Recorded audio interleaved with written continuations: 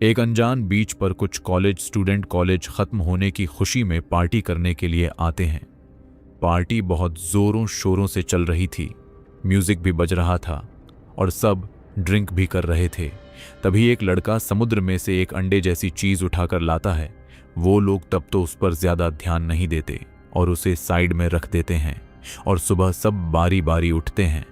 फिर हम एक लड़की केली को देखते हैं। केली एक काले कौवे को देखती है जो रेत पर बैठा हुआ था और कुछ ही सेकंड्स में वो रेत उस पक्षी को निगल जाती है। तब केली को समझ में आ जाता है कि इस रेत में कुछ गड़बड़ है। केली सबको चिल्लाकर रेत पर पैर रखने से मना करती है, पर तभी एक लड़की रेत पर खड़ी होकर चिल्लाने लगती है।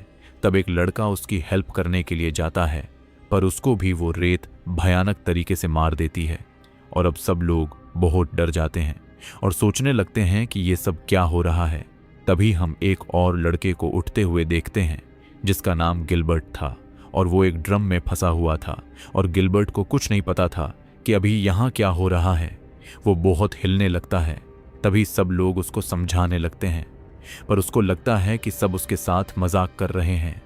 पर क्योंकि उसके पास कोई और रास्ता नहीं था, वो हिलना बंद कर देता है। फिर केली को समुद्र की तरफ एक अजीब सी चीज दिखती है और वो बाकी सबको भी देखने के लिए कहती है।